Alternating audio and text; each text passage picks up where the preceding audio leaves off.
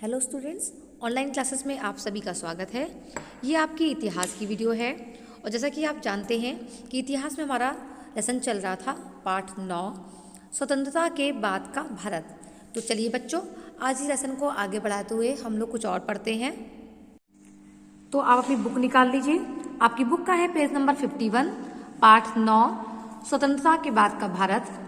जैसा कि आप जानते हैं, यह पाठ मैंने पिछले वीडियो में शुरू करवा दिया था और आपको यहाँ तक पढ़ा भी चुकी थी। ठीक है, उसके बाद की बातें हम लोग आगे शुरू करते हैं कि स्वतंत्रता के बाद क्या क्या परेशानियां आई थी भारत में, किस तरह से हो पाया था। ठीक है, अब है जैसे कि राजसी राज्यों का विलय। क्या था कि जो राजसी राज्य थे, कुछ राज्य थे जो अलग अलग थे, उनकी अपनी अलग वो थी, वो मिलना नहीं चाहते थे, तो उनको बिल्कुल अलग स्वतंत्रता दे दी गई थी कि आप चाहो तो पाकिस्तान के साथ जाके रह सकते हो और अगर आप चाहो तो भारत के साथ में मिल सकते हैं। तब उस समय सरदार वल्लभ भाई पटेल आगे आए। उन्होंने क्या थे, वो बहुत राजनीतिक की, प्रशासनिक और कूटनीतिक में कुशल थे। उन्होंने अपनी कुशल समझ के साथ में उन राज्यों को अपने साथ में मिलाया और भारत में इसीलिए उनको भारत में लौह पुरुष के नाम से उपाधि और ख्याति मिली।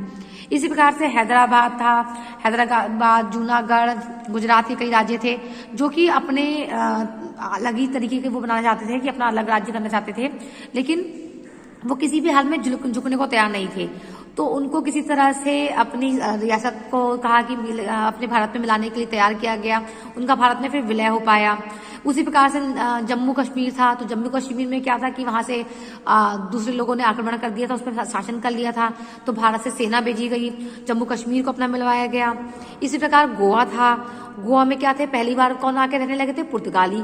तो पुर्तगाली अपने स्थान को छोड़ने को तैयार नहीं थे, तो उनको वहां से हटाने के लिए भी कई प्रयास किए गए और 1961 में ऑपरेशन विजय के नाम का प्रारंभ किया गया और भारतीय सेना ने 19 दिसंबर 1961 को ऑपरेशन पूरा कर लिया और गोवा को स्वतंत्र करा लिया गया। ठीक है, उसके बाद आया राज्यों का पुनर्गठन। अब राज्यों का पुनर्गठन करने के लिए राज्य पुनर्गठन आयोग की स्थापना की गई 1953 में, जो कि फैसल अली की अध्यक्षता में हुई। उस समय 14 राज्य और 6 केंद्र शासित राज्य थे बने। उसके बाद में कहा गया कि भाषा के हिसाब से बम्बई और महाराष्ट्र को अलग कर दिया गया, आंध्र प्रदेश और तमिलनाडु को अलग कर दिया गया और भाषा के अनुसार ही पंजाब तथा हरियाणा का विभाजन भी कर दिया गया। इसी प्रकार से अलग जो प्रादेशिक भाषाएं थी उनका अलग अलग किया गया। 1963 में नागालैंड को अलग राज्य बना दिया गया। इसी प्रकार से हिमाचल प्रदेश, मणिपुर, त्रिपुरा और मेघालय को 1972 ईस्वी में राज्य का दर्जा दे दिया गया। मिजोरम को 1986 में, अरुणाचल प्रदेश को 1986 में तथा गोवा को 1987 में पृथक राज्य का बनकर उभर कर उनको अपना राज्य बना दिया गया। देखिए, इस प्रकार से आपका ये मैप बना हुआ है, उसमें दिखा रहे हैं। उसके बाद बारी आती है संविधान का निर्माण। अब राज्य बन गए हैं, सब कुछ हो गया है, तो इससे पहले शासन था हमारे अंग्रेजों का, तो जो भी हमारे भारत में गठित होता था वो सब अंग्रेजों के अनुसार होता था। तो अब ये हुआ कि चलो भारत का संविधान बनाना चाहिए, अपना खुद का हमारा संविधान होना चाहिए। उसको बनाने के लिए आगे बढ़े डॉक्टर भीमराव अम्बेडकर, उनकी अध्यक्षता में आज संविधान बनाया गया, जिसको बनने में लगे 2 वर्ष 11 महीने और 18 दिन का पूरा समय लगा। ठीक है, और 26 जनवरी 1950 को संविधान को लागू कर दिया गया। उस दिन भारत का एक गणतंत्र देश बन गया। फिर राष्ट्रभाषा की समस्या। अब बात होने लगी कि हमें कौन सी राष्ट्रभाषा को रखना चाहिए, हमारे भारत की कौन सी भाषा होनी चाहिए। तो बहुत कुछ होने के बाद, लोगों के संपर्क में आने के बाद में अंग्रेजों को विभिन्न राज्यों में मध्य विशेष में संपर्क भाषा के रूप में स्वीकार किया गया। ठीक है, पहले थी 14 भाषाएं, फिर अब हो गई 22 भाषाएं। अब है आर्थिक विकास, क्योंकि अंग्रेजों ने हमारे जो शिल्पकार थे, कारीगर थे, उनको बर्बाद कर दिया था, कृषकों को बर्बाद कर दिया था। वो पुरानी तरीके से काम करते चले आ रहे थे या दूसरी तरह से डिपेंडेंट थे। अब उनको हमको क्या करना था, उनको हमें आजकल की टेक्निक के अकॉर्डिंग उनको डेवलप करना था। तो फिर भारत में अलग अलग योजनाएं बनाई गई। पहले 5 वर्षीय योजना बनाई गई, 1 वर्षीय योजना बनाई गई। 1950 ईस्वी प्रधानमंत्री की अध्यक्षता में योजना की स्थापना की गई और उसके जरिए फिर क्या हुआ, 2014 में प्रधानमंत्री जी नरेंद्र मोदी के 5 वर्षीय योजना के स्थान पर नीति आयोग का गठन किया गया। इन योजनाओं के अंतर्गत भारत का काफी हद तक विकास हो पाया। उसके बाद पड़ोसी तथा अन्य देशों के संबंध, जो हमारे पड़ोसी देश थे जैसे कि पाकिस्तान, चीन, नेपाल, भूटान, म्यांमार, बांग्लादेश, श्रीलंका, अफगानिस्तान, ये सब हमारे आसपास के निकट है। इनके साथ संबंध बना के क्या किया गया, होने वाले विवादों और मतभेदों को खत्म किया गया और परस्पर बातचीत से उसको हल किया गया। फिर भारत और पाक के संबंध की बारी आई, तो उन्होंने कहा हिंदू और मुसलमान 2 पृथक राष्ट्र और मुसलमानों का एक अलग देश होना चाहिए। तो उन्होंने ऐसा कहा और उसके बाद में उसको जिंदा ने क्या करवा दिया गया था, उसको अलग गणराज्य की, पाकिस्तान को अलग गणराज्य बना दिया गया था। फिर भारत की विदेश नीति में पाकिस्तान का महत्वपूर्ण कारक रहा है। भारत ने हमेशा पाकिस्तान के साथ में शांतिप्रिय, सौहार्दपूर्ण एवं मित्रतापूर्ण संबंध कायम किए हैं। ठीक है, उसके बाद आगे कश्मीर समस्या। अब कश्मीर समस्या में क्या हुआ, लोगों के बीच में बहुत तनाव था। मुख्य कारण था पाकिस्तान में जम्मू और कश्मीर की शासक पर द्विराष्ट्र सिद्धांत का दावा, क्योंकि जम्मू कश्मीर पर पाकिस्तान में अपना दावा कर रहा था और भारत क्या था कि हमारा है। 1971 में बांग्लादेश के निर्माण में भी काफी समय चला गया, काफी उसमें परेशानी झेलनी पड़ गई। तो ये सब चीजों की वजह से देश में धर्मनिरपेक्षता के रखरखाव के लिए एक निर्णायक का कारक रहा है। फिर आया भारत चीन संबंध। क्षेत्रफल और जनसंख्या की दृष्टि से भारत और चीन एशिया के सबसे बड़े राष्ट्र होते हैं। ठीक है, दोनों राष्ट्रों में भी सांस्कृतिक राज्य संबंधों की स्थापना बौद्ध धर्म की भूमिका रही है। तो चीन के साथ हमारे संबंध कभी भी अच्छे नहीं रहे, क्योंकि चीन के साथ में क्या होता था, सीमा विवाद को लेकर बहुत बड़ा समस्या उत्पन्न हुआ करती थी। ज्यादातर क्या होता था कि तिब्बत को हमें लगा कि वो चीन का हिस्सा है, तो हमने साथ नहीं दी। लेकिन तिब्बत में वहाँ के दलाई लामा थे, उन्होंने भारत की शरण ले ली, तो उससे चीन गुस्सा हो गया, चीन नाराज हो गया, उसमें रोष उत्पन्न हो गया। तो उसके बाद में चीन ने 1959 में लद्दाख के भारतीय क्षेत्र में अनाधिकृत रूप से कब्जा कर लिया और मैकमहन रेखा को भी भारतीय सीमा सामने से इनकार कर दिया। तो इस प्रकार से क्या हुआ, सन 1962 में चीन ने नेफा, जिसे अरुणाचल प्रदेश कहते हैं, पर आक्रमण कर दिया और एक बड़े भाग पर कब्जा कर लिया। जबकि युद्ध ज्यादा लंबा नहीं चल पाया और 1971 में भारत पाकिस्तान युद्ध के दौरान चीन ने पाकिस्तान का खुलकर समर्थन किया। अब 2 बार जब युद्ध हुआ तो बार बार चीन किसका समर्थन कर रहा था, पाकिस्तान का समर्थन कर रहा था। तो इस प्रकार से 1975 में सिक्किम का भारत में विलय हो गया और चीन ने भारत को स्थिरवादी दृष्टिकोण का दोषी ठहराया। उस समय इंदिरा गांधी प्रधानमंत्री थी, उन्होंने इस बात पर तीव्र प्रतिक्रिया की। उसके बाद 1988 में राजीव गांधी प्रधानमंत्री थे, वह चीन गए। पंडित जवाहरलाल नेहरू ने 34 साल वर्ष में पहली बार प्रधानमंत्री की यात्रा की। तो उसके बाद में सीमा विवाद जो था हमारा खत्म हो गया। उसके बाद में चीन के राष्ट्रपति जियांग जैमिन ने भारत की यात्रा की।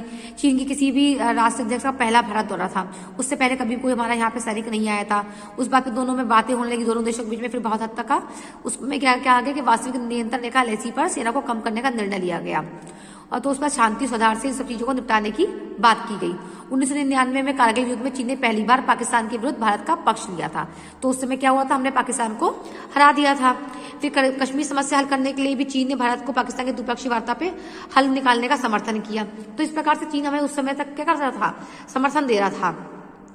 दुश्मनों को छोड़कर हिंदी चीनी भाई भाई की तर्ज पर दोनों देशों ने एक दूसरे के हितों को बारे में सोचना चाहिए, इस तरह की बात होने लगी।